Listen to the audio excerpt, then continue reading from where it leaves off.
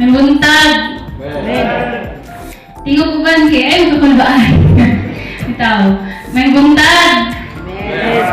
Mag-prepare sa ako. Nang mo, makuha na ko sa inyo nga dagang mamatunan. So, ang akong gikuan karon nga topic is about sa things we must understand about spiritual gifts. So, ang atong verse makita diya sa 1 Corinthians 12 verse 1 or sa 1 Corinthians 12 mismo. Basahan na to ang 1 Corinthians 12 1 paingon sa 7. So, gani na ang tanan sa patindog.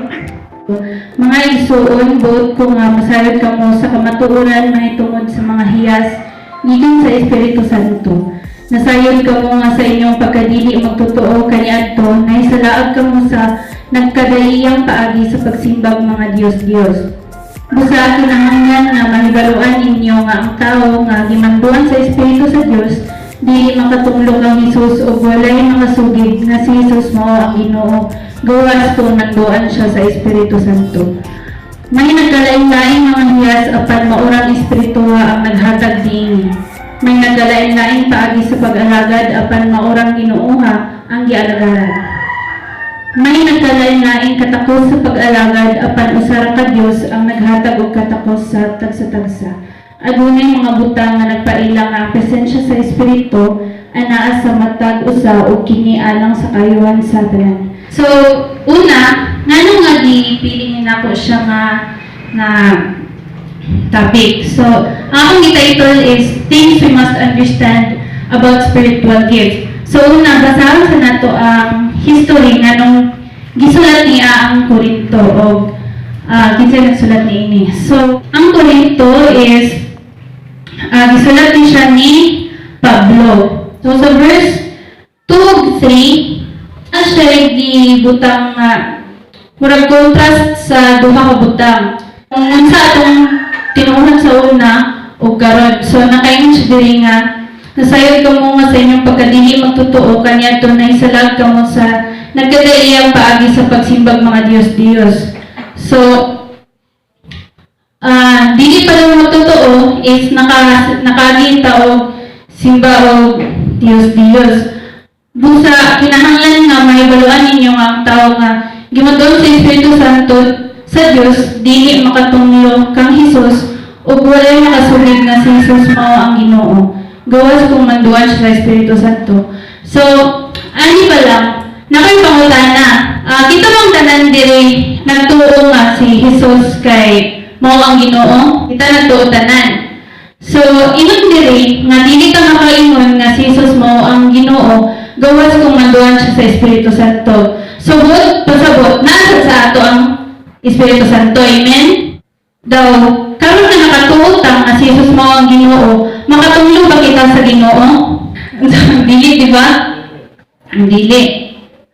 Karon ako'y nanasad ko yung pangutana.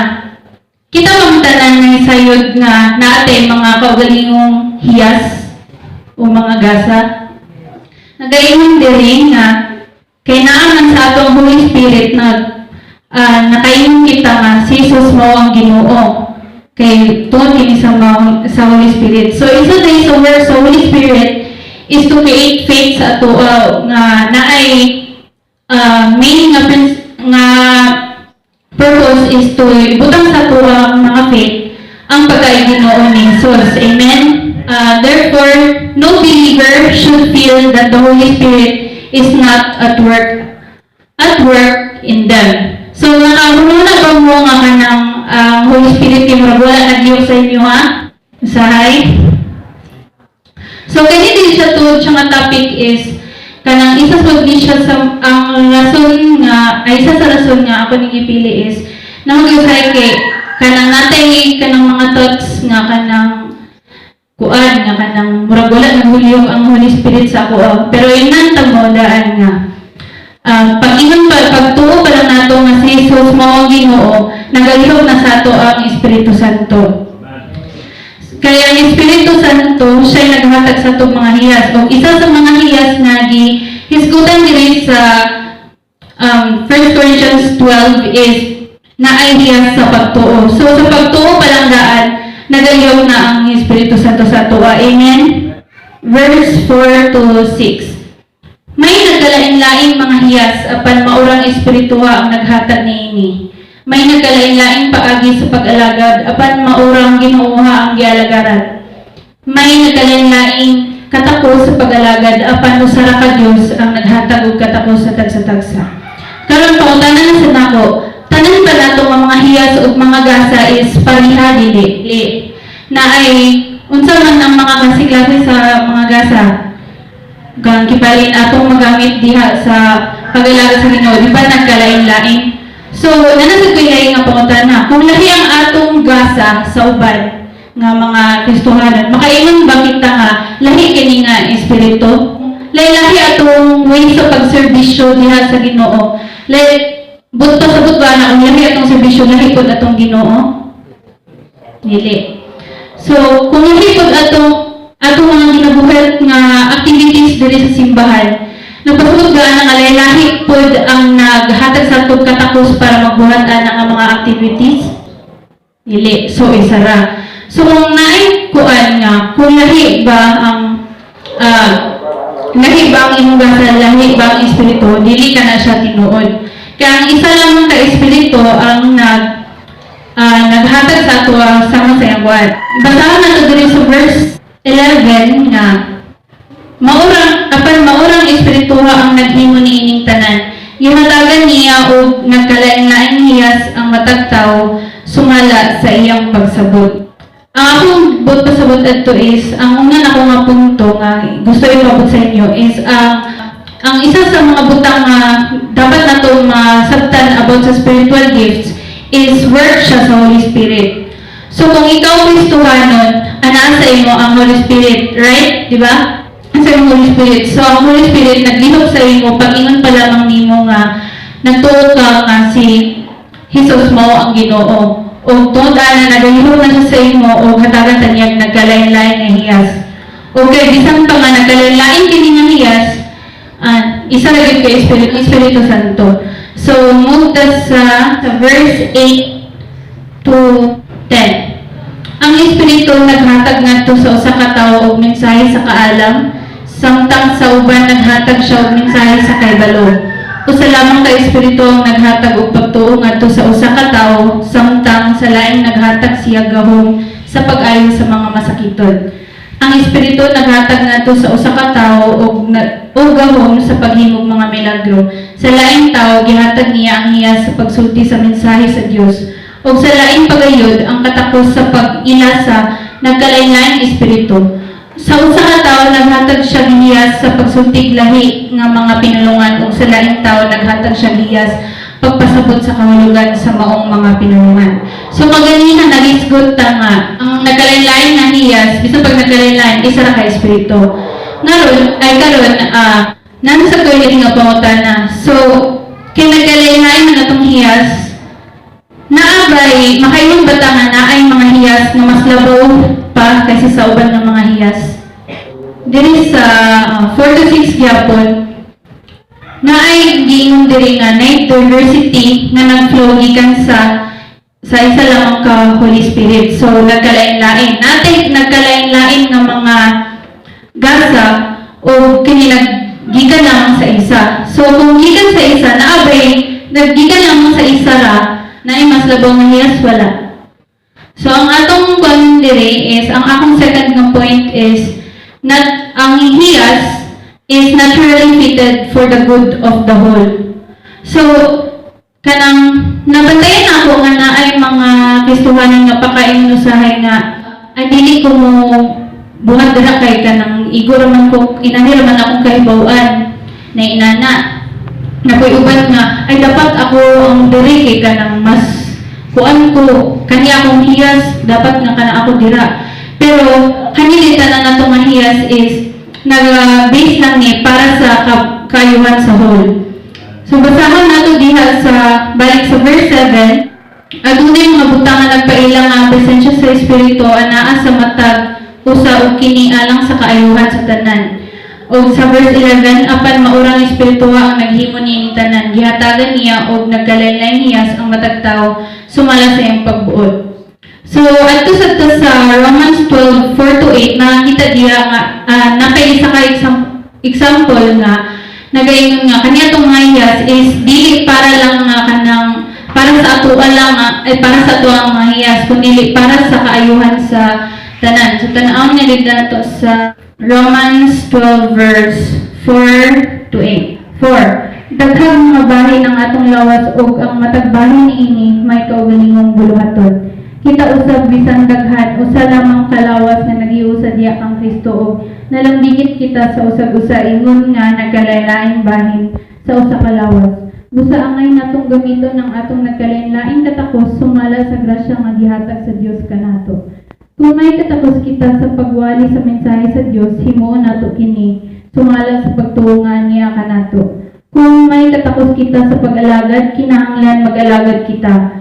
Kung sa pagtudlo, magtudlo kita. Kung may katakos kita sa pagdasig sa uban, buhaton nato kini. Ang muhatag maghatag nga madagayaon gayod. Ang mangulo kinahanglan magkugi, ang maghimog mga buhat sa kaluoy kinahanglan magbuhat nga malipayon. Naapod diri sa 1 Corinthians 12:17 na ingon siya dira, kung ang tibok lawas pulos mata unsaon man pagkadungog niini. So kanang sa inyong sa part sa inyong lawas nago may ka-feel nga kani siya wala ni siya murag wala ni siya pulos. Wala di ba? Kung ano sa di mo na by part sa inyong lawas nga mao gyud ang pinaka-importante nga okay ra na siya ra dili. Kay kung puros ra mata unsaon man ato pagkadungog. Di ba? So, kung hinaligya po ng mga hiyas sa tao, kung nagparehas ang taghiyas, kung ibalik natin hiyas sa hiyas sa pagwali, so nagwali na lang tatanan. Kinsa may ang maminaw, kinsa may magdasig, kinsa may maghatag sa uban, kung kanala sa dinyong kwan. Wala, di ba? Kailangan yun nga. So, kaniya itong mga hiyas karon is, dili siya yung kay less na yung hiyas kay parihara ang tanan nga parihara tatanan nga ang purpose is para sa whole. So atong naklaro diri nga walay labaw ug wala koy na left out. O ganina pag ato pong naklaro nga tanan ni na ay gasa. So mo to siya atong ikaduha nga point nga naturally fitted for the good of the whole. So nagitira ang division of labor. So kung sa isa ka lawas na ilahi magdiba ang atong ang trabaho sa kanang part sa atong lawas. Sa atong kamot, unsa may trabaho sa atong kamot? O maghawig, magkunit, magkuan na. Ang mata, unsa yung gamit sa mata? So, para makita. So kung nakita nga sa kabutang, kibali pagkaon, gibutom ka. Nakita nga sa kapagkaon. So pagkakita niyo sa pagkaon, mapainon ba na sa imo ha? Diretso, kung nakita lang nimo ang pagkaon, dili. So, lahi ang nakakita, lahi po ang magbaklay pa ingon dito. O so, magamit sa tiil. Pag abot dito, nakadoon na ka, nakuha na ba nimo ang kuan, ang kanon, o pagkaon? Wala lang yapon. So, tiil lang ba yapon? O, kamot na sad. So, gipunit na sa kamot. Nabusog ba nga nga na sa imong kamot ang kuan? Wala po, siya ipagin sa nimo sa baba. Imong usapon, pag tulog na nimo na sa imong tiyan. So, kung wala kibali imong tiyan, bisan pag ang mata nimo ang nakita, nabusog ba ang isa ka tao? Wala. So, ipakita diri nga kuan sa simbahan, isa ka community. So, kung kita puro mo tanaw, unsaon man nato para mabusog, di ba? Unsaon nato para makuha ng mabutang, puro ra tanaw. So, naagi nga maglihok ani, para madali. So, kung kibali, kamo sa tanan na sa inyo tanan ang gasa, kunya nagdungan mo tanan og tanaw. Tapos dungan sa mulakaw. Dungan sa mo kuha. Kung wala division, madali ba mo? Dili. So, inanagya po ng kuan. Mao na nga nagkalain-lain tag mga hiyas, nagkalain-lain tag mga gifts. It is because naatay ka ng division of labor. So kanang gibuhat dili pud na nga kanang makaingon ka nga ala siya ra gyapon ang naka-benefit ana. Kay ang tanan nga atong pagbuhaton gamit atong hiyas is para gid siya sa whole.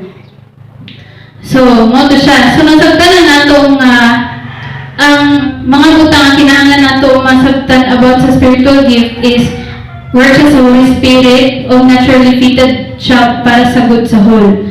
O kini atong mga gasa is walay nakalabaw. Pareharag gilikanan, pareharag paingnan o pareharag pud ang Ginoo nga naghatag kadtong kusog gagana. So nga naman nga aton giingon gihisgutan ni nato ang mga butang nga kailangan natong mahisgutan sa tong spiritual gifts.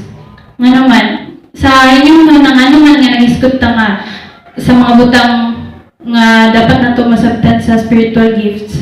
O amen. So kaya nga nato nga mahibawan o masabtan ang mga kaning mga butang para sa ay may tungod sa spiritual gifts kaya para makabalota ko asa ta dapat mabutang kung sa ang atong himuon. Tagsa-tagsa sa ato gitagan og gasa sa Espiritu Santo para sa entire nga community. Ang hinungman sa Espiritu is lahi-lahi sa atong tagsa-tagsa.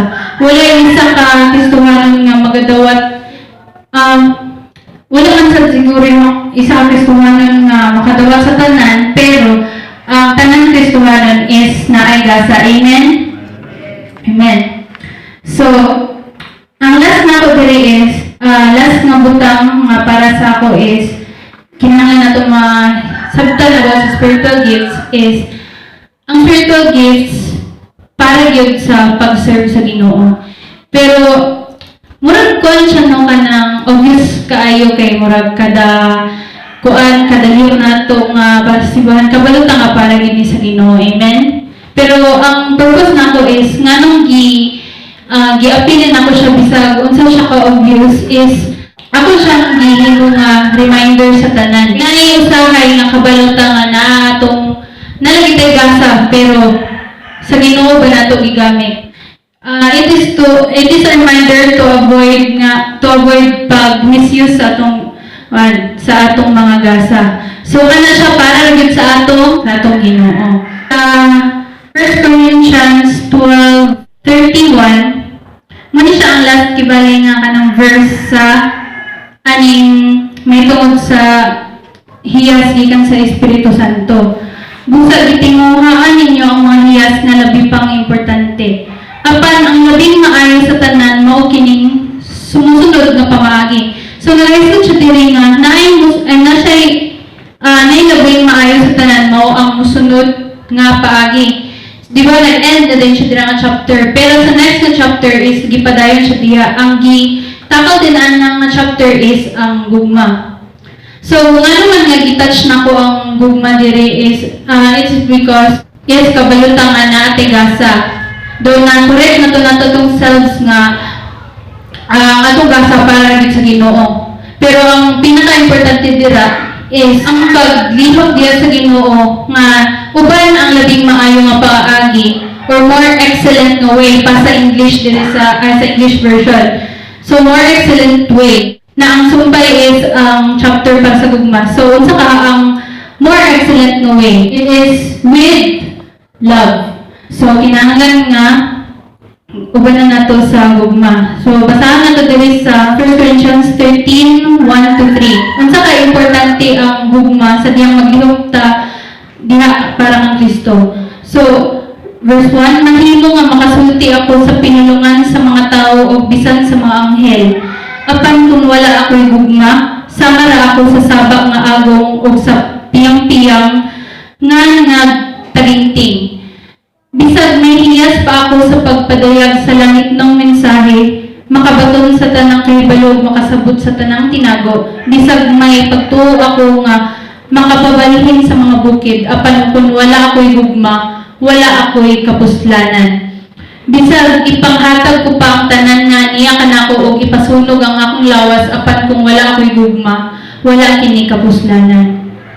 So ang atong isa sa mga isa sa mga dapat natong masabtan about spiritual gifts is that it is used for serving God. And not only that, kailangan nga isat nato sa tungnon na nga para rin na sa Ginoo o ubanan nato ni sa gugma. Kay walay mga pulos ang butang nga inyong ginabuhat. Basta pag kabalo ka anin ay nakayanin nga hiyas, napud kay nani. Imo nang igamit sa tanan pero kung walay gugma, wala ra gyapoy kapuslanan. To conclude, ang spiritual gifts dapat nato nga masabtan. Kay nga naman, si purpose nga nang kailangan nato masabtan ng spiritual gifts. It is para sa pag-discover kung asa ta mo haom. Kung kibali, na-discover ka sa imong hiyas. So kung kana imong hiyas, mo ato ba ka sa katong kuan nga dili na to imong hiyas? Di ba kung imong i-discover is para nga mo na ka diha daw makabalo ka sa imong buhaton.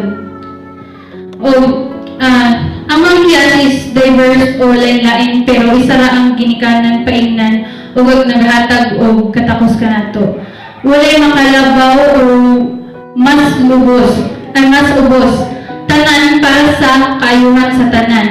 So kailangan nato wala na nato sa tungnon na karon ang mga butang nga ay wala ko hiyas bisag nagtuo sa Ginoo wala ko hiyas.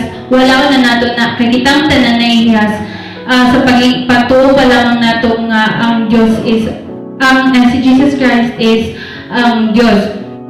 O wala po nato nga ang akong hiyas kay mas ubos or ang akong hiyas is mas labaw kay pareha na ni tanan o dili na makahatag gimayang kanimo kundi para na sa tanan sa kayuhan sa tanan o para sa pagimaya sa Ginoo. O ang last is para sa pag-alagad kini ang mga hiyas para sa pag-alagad sa Dios uban ang labing maayo nga paagi or more excellent way sa love. So